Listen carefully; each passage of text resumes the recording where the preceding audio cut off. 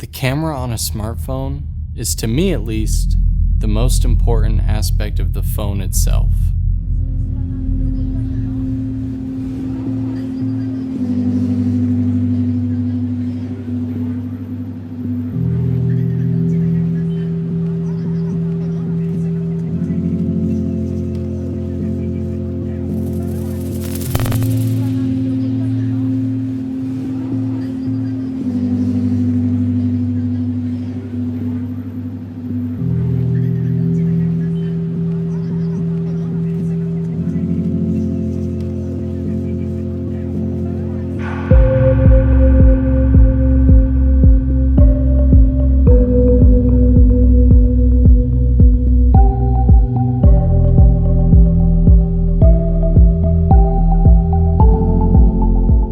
Photography and film have been the human way to ultimately capture our evolution, our success, our failures. We cherish them every single day for all of our days.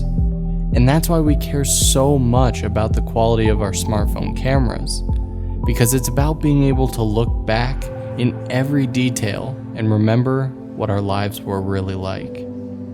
Both the iPhone 7 and the 7 Plus come with a 12 megapixel rear camera. Now what's nice is the 7 even comes with optical image stabilization this time around compared to last year where it was lacking that. So you can count on getting a lot better low light footage as well as more stabilized video with the 7 or the 7 Plus, and the only real difference between the two is the 7 Plus has that secondary 56mm telephoto lens. There's been a lot of chatter online about the 7 Plus's telephoto camera, and I'm here to clear all of that up. Yes, there is a difference between the two. The wide angle on both the 7 and 7 Plus is a f1.8 aperture, a 26mm equivalent wide angle lens. However, on the 7 Plus actually has a smaller sensor and an f2.8 and a 56mm telephoto equivalent, and it doesn't even have optical image stabilization. Yes, indeed, I was quite upset when I heard the news about this because all three of those differences impact low light performance greatly. If you have a smaller sensor, that means smaller pixels, which means less light hits each pixel. If you have a smaller aperture, that means the iris is smaller, which means less light gets through to the sensor. And if you have no optical image stabilization, that means any small movements from our hands or really anything means that you're going to get more shaky footage. And yes, while I hope next year Apple finds a way to put at least optical image stabilization back into the telephoto lens for this year, I have made my peace with it thanks to Apple's amazing behind the scenes software. If you are taking a photo, especially in low light, you most likely are never going to actually use that telephoto lens using this stock app. You see, in the fraction of a second that it takes for the iPhone to take a picture, both sensors are actually communicating with each other to decide which sensor and which lens and which everything it should be using. Is there enough light for the telephoto lens to give you a good quality picture, or should it use the wide angle lens and use a digital zoom crop to get the same effect because the wide angle has that optical image stabilization? Here's a neat little trick. Grab your iPhone 7 Plus and take a look on the back. When you're looking at it from the back, the wide angle lens is going to be on the left and the telephoto lens is going to be on the right. Take your finger and cover the telephoto lens. Now open your camera app, and if you are on the default 1x, so the wide angle lens, you should see, well, what exactly you're pointing at. You should not see your finger at all. Point it at a bright object. If you're indoors, could be any light source. If you're outdoors, pretty much anywhere as long as it's light out. And you shouldn't see anything but what you are pointing at.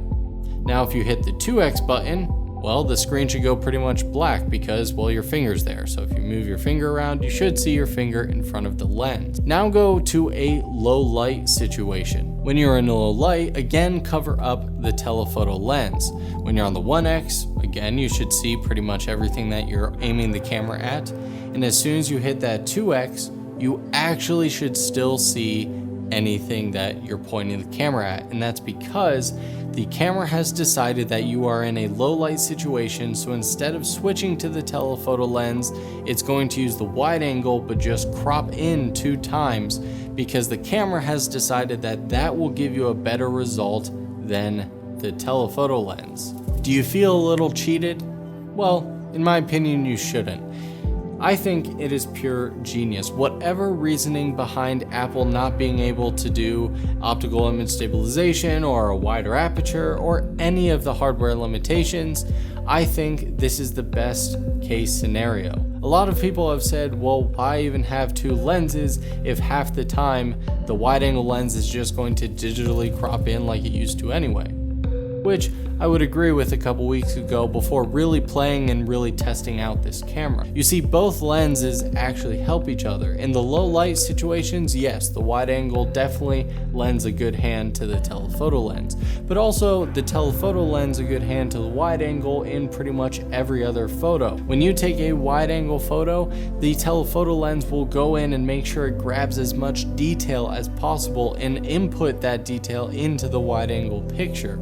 The purpose of the software behind the 2 lenses is so that for the average user or any of us who use the stock app the majority of the time, you get the best picture possible, because it's not about, oh, I specifically want to use the telephoto lens here. When you pull your iPhone out of your pocket and you take a picture of something, you just want it to be the best possible.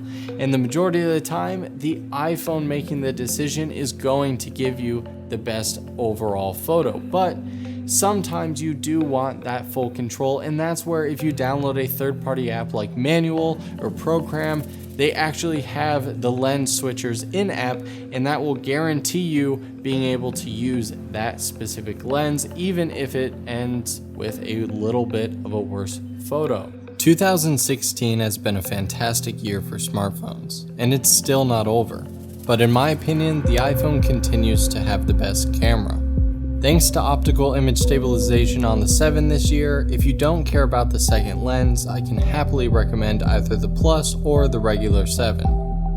The iPhone's camera delivers color accuracy but not over saturation, sharpness but not over sharp, and most importantly, speed and reliability. Whenever those life moments happen, I know my iPhone will be ready to go.